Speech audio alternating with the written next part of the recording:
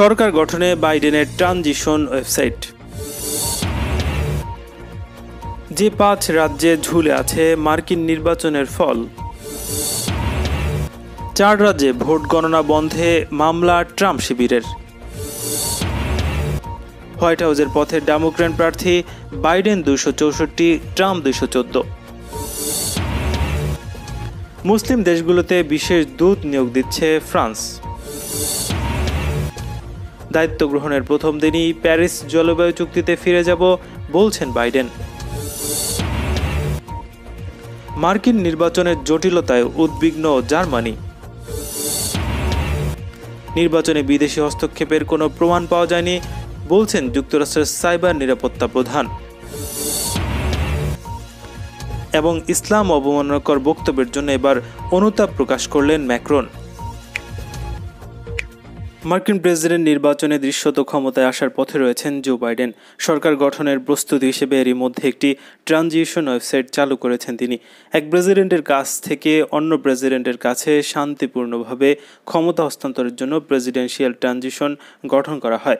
এই লক্ষ্যে transition website চালু করেছেন বাইডেন শিবির। নিয়ম অনুযায়ী সামগ্রিক বিষয়ে ওয়াশিংটনে ট্রানজিশন টিমের অফিস থেকে হোয়াইট হাউসের কর্মকর্তাদের সঙ্গে সমন্বয় করা হবে। আর এই প্রক্রিয়ার যাবতীয় আপডেট থাকবে ট্রানজিশন ওয়েবসাইটে। ট্রাম্প অবশ্য এখন পর্যন্ত পরাজয় মেনে নেননি, বরং নিজেকেই বিজয়ী দাবি করেছেন তিনি। ভোট গণনা থামাতে একাধিক মামলাও করেছে ট্রাম্প শিবির। তবে এরই মধ্যে ক্ষমতা গ্রহণের প্রস্তুতি শুরু করেছে বাইডেন শিবির। ট্রানজিশন ওয়েবসাইটে বলা হয়েছে, দেশে যে ভয়াবহ সংকট দেখা দিয়েছে, মহামারী থেকে শুরু করে অর্থনৈতিক মন্দা, জলবায়ু পরিবর্তন, বর্ণবাদী কর্মকাণ্ডের মতো বিষয়গুলো মোকাবিলায় বাইডেন হ্যারিস প্রশাসন প্রথম দিন থেকেই কাজ চালিয়ে যাবে। বুধবার ডেলোয়ারের উইলমিংটনে এক ভাষণে ক্ষমতায় আসার বিষয়ে নিজের আশাবাদের কথা জানান বাইডেন। জো বাইডেন বলেন, তিনি নিজেকে জয়ী ঘোষণা করতে আসেননি, তবে তার জয় এখন স্পষ্ট। রানিংমেট কমলা হ্যারিসকে সঙ্গে নিয়ে দেয়া ভাষণে বাইডেন আবারও ঐক্যবদ্ধ জাতি গড়ার অঙ্গীকার করেন। বলেন, লাল নীল বিভেদ তিনি মুছে দিতে চান। বাকি ভোট গণনার আগে নিজের জয় দাবি না করে ডেমোক্র্যাট প্রার্থী বাইডেন বলেন, রাতভর গণনার পর এখন এটা স্পষ্ট। আমি এখানে ঘোষণা দেব না যে আমরা জিতে গেছি, কিন্তু বলতে চাই গণনা শেষ হলে আমাদের বিশ্বাস আমরাই জিতব।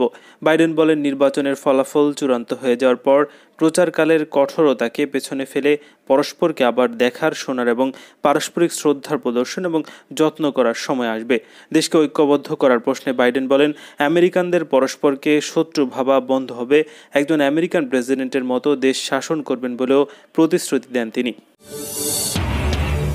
মার্কিন প্রেসিডেন্ট নির্বাচনের ফল কয়েকটি রাজ্যের ভোট গণনা শেষ না হওয়ায় আটকে আছে। নির্বাচনের জয় পরাজয় নিয়ে এখন পর্যন্ত কোনো পূর্বাভাস দেওয়া হচ্ছে না। ডেমোক্র্যাট দলীয় প্রার্থী জো বাইডেন 264টি ইলেকটোরাল ভোট নিয়ে এগিয়ে আছেন। তার প্রতিদ্বন্দ্বী মার্কিন প্রেসিডেন্ট ডোনাল্ড ট্রাম্প পেয়েছেন 214টি ভোট। দ্বিতীয় মেয়াদে প্রেসিডেন্ট হিসেবে জিততে হলে বাকি সবকটি রাজ্যে ট্রাম্পকে জয় নিশ্চিত করতে হবে। দেশটিতে প্রেসিডেন্ট নির্বাচনে জয়ী হতে একজন প্রার্থীকে 538 ইলেকট্রাল ভোটের মধ্যে 270টি ভোট পেতে হবে। বিভিন্ন রাজ্যে সমানুপাতিক হারে এই ভোট বিভক্ত। এখন পর্যন্ত 5টি রাজ্যের ফল ঘোষণা বাকি আছে, যার মধ্যে গুরুত্বপূর্ণ রাজ্য পেনসিলভেনিয়া, নেভাদা রয়েছে। এছাড়া জর্জিয়া, নর্থ ক্যারোলাইনা, অ্যালেক্সার ভোট গণনা শেষ হয়নি। করোনা মহামারীর কারণে অতিরিক্ত সংখ্যক মেইল ভোট হওয়ায় গণনায় দেরি হচ্ছে। মেইল ভোট দেওয়া অধিকাংশ ডেমোক্র্যাট সমর্থক নেভাদা এগিয়ে আছেন জো বাইডেন। রাজ্যটির 6টি ইলেকট্রাল ভোট পেলেই প্রেসিডেন্ট হিসেবে নির্বাচিত হবেন জো বাইডেন। নেভাদায় জয়ী হলে নির্বাচনের ফল বাইডেনের পক্ষে যাবে। ডেমোক্র্যাটরা এখানে জয়ের আশা করছেন, কিন্তু পশ্চিমাঞ্চলীয় রাজ্যটিতে জুয়ার কেন্দ্রভূমি লাস ভেগাস থাকায় কোনো নিশ্চয়তা দেখা যাচ্ছে না। যুক্তরাষ্ট্রের গুরুত্বপূর্ণ 4টি রাজ্যে জর্জিয়া, পেনসিলভেনিয়া, উইসকনসিন এবং মিশিগানে ভোট গণনা বন্ধ করতে মামলা করেছে ট্রাম্প শিবির। বিবিসি জানিয়েছে, জর্জিয়া রাজ্যের কিছু এলাকায় ভোট গণনা স্থগিত করতে বুধবার আবেদন করেছেন তারা। ট্রাম্প শিবিরের অভিযোগ, রাজ্যটির চ্যাথাম কাউন্টির ব্যালটের স্তূপে নির্ধারিত সময়ের পর আসা 53টি ব্যালট যুক্ত করেছেন একজন ভোট গণনা কর্মী। রাজ্যটির নিয়ম অনুযায়ী ভোটের দিন সন্ধ্যা 7টার আগে পোস্টাল ভোট নির্ধারিত স্থানে পৌঁছানোর কথা। গুরুত্বপূর্ণ ব্যাটল গ্রাউন্ড রাজ্য জর্জিয়ায় ট্রাম্প ও বাইডেনের মধ্যে তীব্র প্রতিদ্বন্দ্বিতা চলছে। মিশিগানেও ব্যালট গণনা বন্ধ করতে মামলা করেছে ট্রাম্প শিবির। এই রাজ্যের সামান্য ব্যবধানে বাইডেন জয়ী হবে বলে ধারণা করা হচ্ছে। পেনসিলভেনিয়ায় ভোটের দিনের 3 দিন পর আসা পোস্টাল ব্যালট গণনার সরকারি সিদ্ধান্তের বিরুদ্ধে অ্যাপিল করেছেন রিপাবলিকানরা। এ রাজ্যে লাখ লাখ ভোট গণনা এখনও বাকি। প্রেসিডেন্টের শিবির মঙ্গলবার দেখতে পাওয়া অস্বাভাবিকভাবে ভিত্তিতে উইসকনসিনের ভোট পুনর্গণনার আবেদন করেছেন তারা। যে এলাকাগুলোতে ব্যালটে প্রতারণা হয়েছে সেসব এলাকায় ভোট গণনা থামানোর অঙ্গীকার করেছেন প্রেসিডেন্ট ডোনাল্ড ট্রাম্প, কিন্তু তিনি নিজের দাবির পক্ষে কোনো প্রমাণ দেখাতে পারেননি বলে জানিয়েছে বিবিসি। এএফপি জানিয়েছে যুক্তরাষ্ট্রের প্রেসিডেন্ট নির্বাচনে এগিয়ে আছেন ডেমোক্র্যাট পার্টির প্রার্থী জো বাইডেন।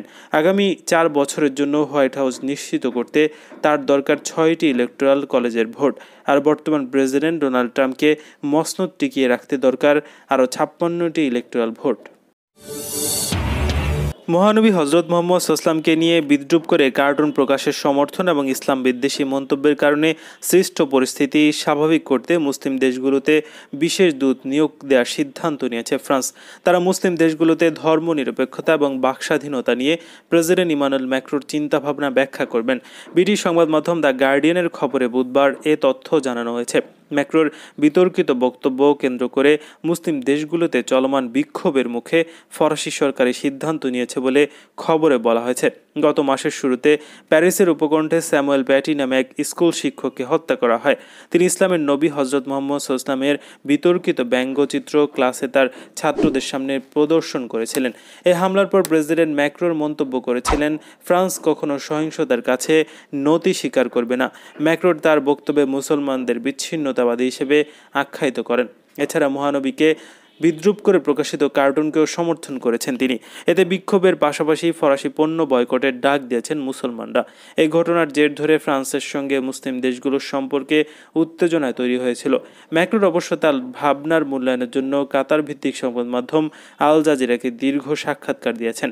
ইসলাম বিদ্বেষী মন্তব্যের কারণে সৃষ্ট তীব্র প্রতিক্রিয়ার মুখে সুর নরম করলেও ক্ষমা চাননি ফরাসি প্রেসিডেন্ট। আল জাজিরাকে দেয়া একান্ত সাক্ষাৎকারে কথা বিকৃতভাবে উপস্থাপিত হওয়ার অভিযোগ করেন ম্যাক্রো। তবে তার বক্তব্যে বিশ্বব্যাপী ক্ষোভ সৃষ্টি হলেও তার জন্য দুঃখ প্রকাশ করেননি তিনি। দায়িত্ব গ্রহণের প্রথম দিনই প্যারিস জলবায়ু চুক্তিতে ফিরে যাওয়ার প্রতিশ্রুতি দিয়েছেন মার্কিন যুক্তরাষ্ট্রের প্রেসিডেন্ট নির্বাচনে ডেমোক্র্যাট দলীয় প্রার্থী জো বাইডেন। বুধবার এই প্রতিশ্রুতি ব্যক্ত করেন বাইডেন। বলেন, হোয়াইট হাউসে তার প্রথম দিনের কাজ হবে প্যারিস জলবায়ু চুক্তিতে ফিরে যাওয়া। এ চুক্তি থেকে বেরিয়ে যাওয়ার ডোনাল্ড ট্রাম্পের নির্দেশ কার্যকর করার পদক্ষেপ গ্রহণের কয়েক ঘন্টা পর তিনি এমন প্রতিশ্রুতি ব্যক্ত করলেন।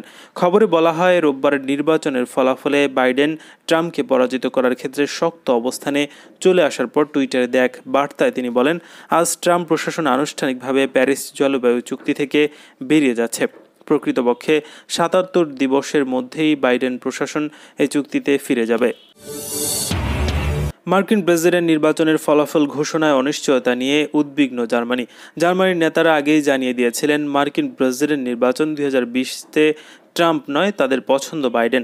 এখন এই ভোটের ফলাফল নিয়ে অনিশ্চয়তার বিরোধ দেখা দেয় রীতিমতো উদ্বিগ্ন তারা। বুধবার ট্রাম্প ঘোষণা করেছিলেন তিনি জিতেছেন। এরপরে জার্মান প্রতিরক্ষামন্ত্রী অ্যানাগ্রেট ক্র্যাম্প-কারেনবাউর বলছেন, প্রেসিডেন্ট ট্রাম্প যা বলছেন তাতে মনে হচ্ছে তিনি জিতে গেছেন। কিন্তু এই ধরনের মন্তব্যের ফলে আমেরিকায় বিস্ফোরক পরিস্থিতি ও সংকট দেখা দিতে পারে। ক্র্যাম্প-কারেনবাউর আবার চ্যান্সেলর মার্কেলের দল সিডিইউ এর প্রধান। তিনি সরকারি রেডিওতে বলেছেন, নির্বাচনে কোনো মীমাংসা এখনও হয়নি, ভোট গণনা চলছে, এখন থেকেই ফলাফলের বৈধতা নিয়ে লড়াই শুরু হয়ে গেছে। জার্মান ভাইস চ্যান্সেলর এবং অর্থমন্ত্রী ওলাফ শলৎ বলছেন, জরুরি হলো প্রতিটি ভোটের গণনা এবং সবশেষ ফলাফলের ঘোষণা। ট্রাম্পের জমানায় আমেরিকার সঙ্গে জার্মানের সম্পর্ক নিয়ে প্রতিরক্ষামন্ত্রীর বক্তব্য, হোয়াইট হাউসে কোন প্রশাসন আছে তার উপরেই বন্ধুত্ব অনেকটা নির্ভর করে। তবে তার মতে, ভোটে যাই ফল হোক না কেন, ইউরোপকে আত্মনির্ভর হতে হবে, ইউরোপকে নিজের সার্বভৌমত্ব রক্ষার কাজ শক্তিশালী করতে হবে। ফ্রান্সের অর্থমন্ত্রী জানিয়েছেন, প্রেসিডেন্ট নির্বাচনের ফলাফলের ওপর দুই দেশের সম্পর্কের কোনো হেরফের হবে না। ইউরোপের সঙ্গে আমেরিকার বাণিজ্য সম্পর্কও বদলে যাবে না।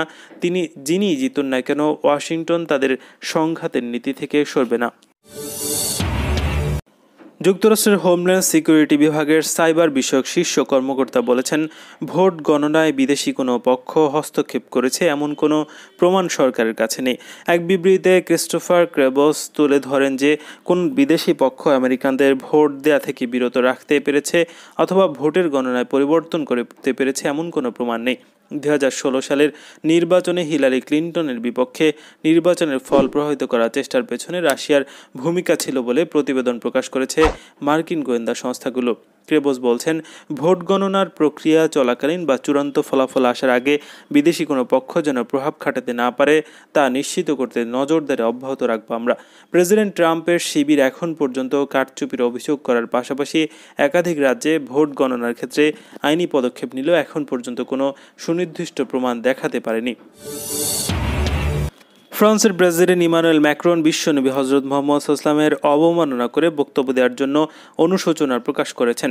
তিনি বলেছেন, ইসলাম এবং মুসলিম বিশ্বের প্রতি তার সম্মান রয়েছে। ম্যাক্রন সম্প্রতি ন্যাক্কারজনক এক বক্তব্যে বলেছিলেন, ফ্রান্সে ইসলামের নবী সাল্লাল্লাহু আলাইহি ওয়াসাল্লামের ব্যঙ্গাত্মক কার্টুন প্রকাশ চলতে থাকবে।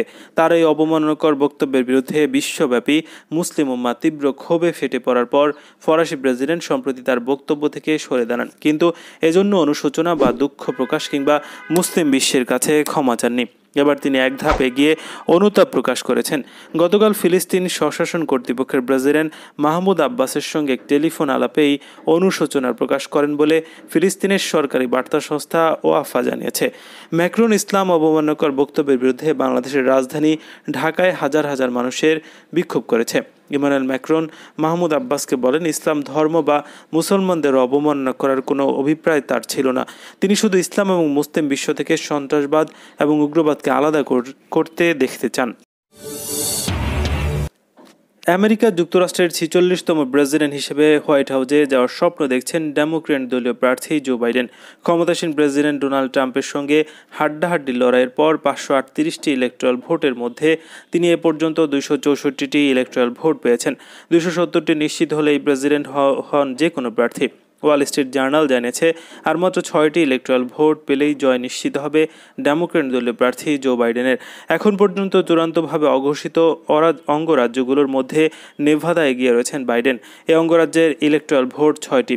ফলে এই ভোটগুলো পেলেই হোয়াইট হাউসে যাওয়ার টিকিট নিশ্চিত হবে জো বাইডেনের। অন্যদিকে বর্তমান প্রেসিডেন্ট ও রিপাবলিকান প্রার্থী ডোনাল্ড ট্রাম্প এখন পর্যন্ত পেয়েছেন 214টি ইলেকট্রাল ভোট। যদিও ভোট গণনা শেষ হওয়ার আগেই অনেকটা আজগুবি কায়দায় নিজেকে বিজয়ী ঘোষণা করেছিলেন প্রেসিডেন্ট ট্রাম্প। এমনকি ভোট গণনা বন্ধে তিনি সুপ্রিম কোর্টের দ্বারস্থ হওয়ার সিদ্ধান্তের কথাও জানিয়েছেন। বাইডেনের বিজয়ের স্বপ্নে ট্রাম্পের দ্বিতীয়বারের মতো মার্কিন প্রেসিডেন্ট হওয়ার স্বপ্নই থেকে যাচ্ছে বলে আপাত দৃষ্টিতে মনে হচ্ছে। এদিকে ভোট প্রাপ্তির দিক দিয়ে ডেমোক্র্যাট প্রার্থী হিসেবে সাবেক প্রেসিডেন্ট বারাক ওবামাকেও ছাড়িয়ে গেছেন একই দলের প্রার্থী জো বাইডেন। 2008 সালের নির্বাচনে বারাক ওবামা 6,94,98,516টি ভোট পেয়েছিলেন। জো বাইডেন এখন পর্যন্ত 7,21,00,000-এরও বেশি ভোট পেয়েছেন। মার্কিন যুক্তরাষ্ট্রের ইতিহাসে এখন পর্যন্ত এত বেশি ভোট পেয়ে কোনো প্রেসিডেন্ট নির্বাচিত হননি।